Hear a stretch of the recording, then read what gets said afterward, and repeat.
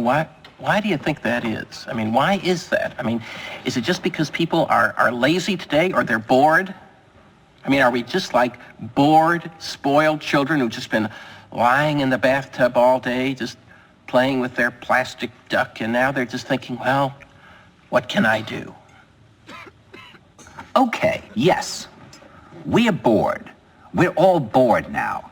But has it ever occurred to you, Wally, that the process that creates this boredom that we see in the world now may very well be a self-perpetuating, unconscious form of brainwashing created by a world totalitarian government based on money, and that all of this is much more dangerous than one thinks, and it's not just a question of individual survival, Wally, but that somebody who's bored is asleep, and somebody who's asleep will not say no?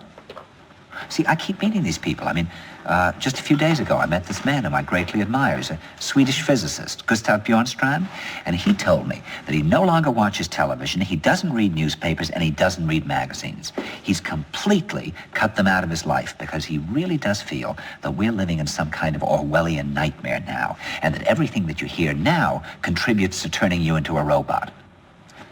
And when I was at Findhorn, I met this extraordinary English tree expert who had devoted his life to saving trees. Just got back from Washington, lobbying to save the redwoods. He's 84 years old. He always travels with a backpack because he never knows where he's going to be tomorrow. And when I met him at Findhorn, he said to me, "Where are you from?" And I said, "New York." He said, "New York, yes, that's a very interesting place. Do you know a lot of New Yorkers who keep talking about the fact that they want to leave but never do?" And I said, "Oh, yes." And he said, "Why do you think they don't leave?"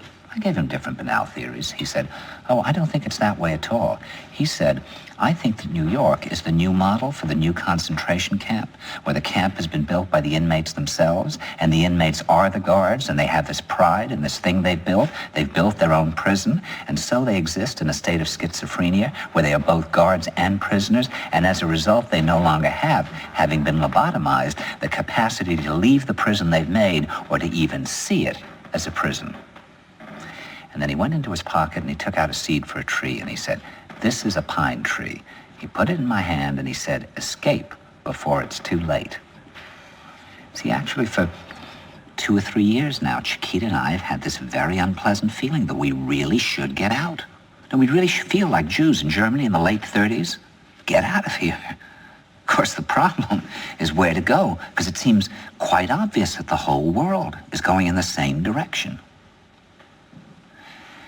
See, I think it's quite possible that the 1960s represented the last burst of the human being before he was extinguished, and that this is the beginning of the rest of the future now, and that from now on there'll simply be all these robots walking around, feeling nothing, thinking nothing, and there'll be nobody left almost to remind them that there once was a species called a human being, with feelings and thoughts, and that history and memory are right now being erased, and soon nobody will really remember that life existed on the planet. Now, of course, Bjornstrand feels that there's really almost no hope, and that we're probably going back to a very savage, lawless, terrifying period. Findhorn people see it a little differently. They're feeling that there'll be these pockets of light springing up in different parts of the world, and that these will be, in a way, invisible planets on this planet. And that as we, or the world, grow colder, we can take invisible space journeys to these different planets, refuel for what it is we need to do on the planet itself, and come back. And it's their feeling that there have to be centers now where people can come and reconstruct a new future for the world. And when I was talking to Gustav Bjornstrand, he was saying that actually these centers are growing up everywhere now. And that what they're trying to do, which is what Findhorn was trying to do, and in a way, what I was trying to do, I mean, these things can't be given names, but in a way, these are all attempts at creating a new kind of school or a new kind of monastery. And Bjornstrand talks about the concept of reserves, islands of safety, where history can be remembered and the human being can continue to function in order to maintain the species through a dark age. In other words, we're talking about an underground, which did exist in a different way during the Dark Ages among the mystical orders of the Church. And the purpose of this underground is to find out how to preserve the light, life, the culture, how to keep things living.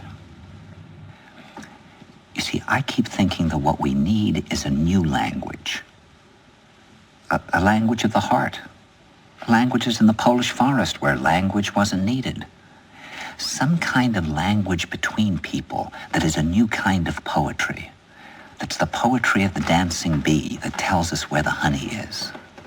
And I think that in order to create that language, you're going to have to learn how you can go through a looking glass into another kind of perception where you have that sense of being united to all things, and suddenly you understand everything.